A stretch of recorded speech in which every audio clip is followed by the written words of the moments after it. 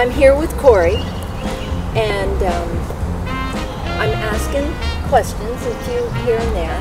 What is your favorite part of being here at Workcamp Parquet? Most important thing for me is getting together with a whole bunch of mutual floor brothers and sisters from around the world. That is what really energizes me. So I come back from Workcamp every single year going, oh my God, I want to do something different. I want to recreate something that happened on Workcamp, or a new skill that I learned on Workcamp, or buy a new tool that I saw on Workcamp.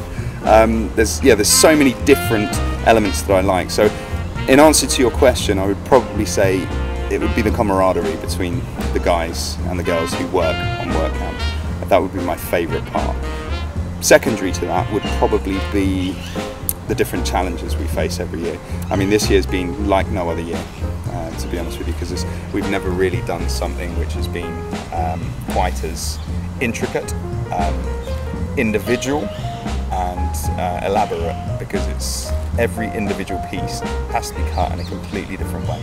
I love Workcamp just purely because, like I said, every single job is different. If you love wood, you can't not love Workcamp. You just can't. It's a group of passionate individuals coming together to create something very special, without the bravado.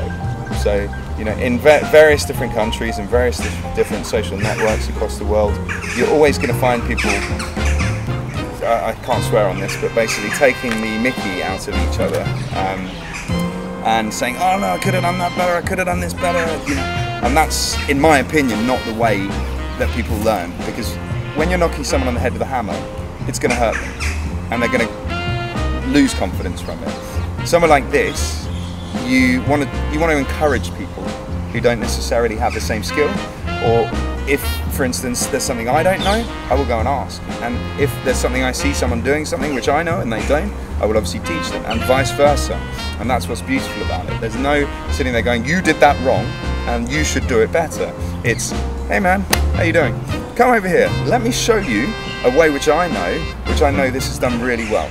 See what you think of it and see if we can do it better. And that's what I love about it. Yeah. This is my second time I'm here. I was last year. I was in the Czech Republic to do the Chateau Vizovice, where I learned to know the group and thinking about the sharing of the parquet ideas. And I loved it so much that when it came to Belgium, I surely wanted to contribute something, to the work.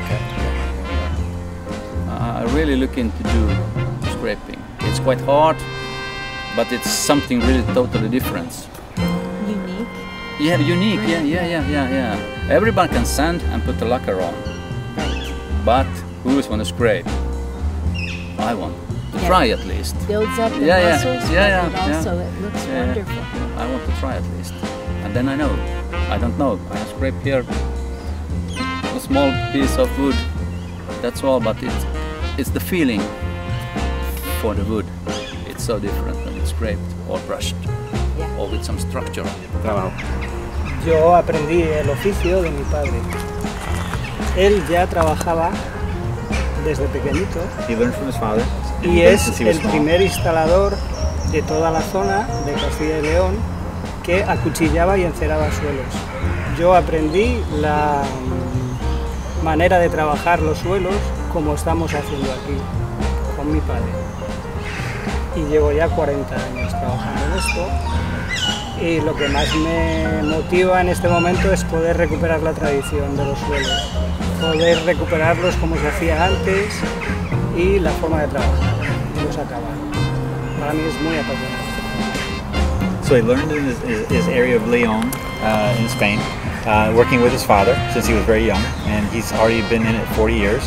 And doing the same work, sanding, rejuvenating wood floors over there, and he's brought that knowledge over here to Workcamp and has learned that doing it over here is the same as doing it in Spain, and so he's very happy to be able to pass on what knowledge he has to others.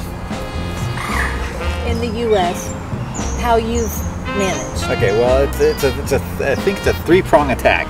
Okay. First, you do try in English, and of course if they have no idea what you said, then you default to hand gestures, drawing on paper, arrows, the whole thing. And if that doesn't work, then you gotta whip out Google Translate, find their language, and then if you're brave enough like I am and stupid enough, you try to attempt to speak their language. But as you know, our letters and their letters, they look the same in shape, but they don't sound the same when you speak them, so it really comes out bad.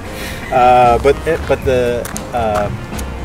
the mess, or the mixing, I should say, not mess, the mixing of all these languages is so fantastic, because you do pick up a few things from their language, and certainly, if not French, English and Spanish are the two other more universal languages. There's quite a few people that can do it, but it's almost like that small game you play as a child where you tell somebody a line, and then it goes around a circle, and when it gets back to you, it's not even close to the same.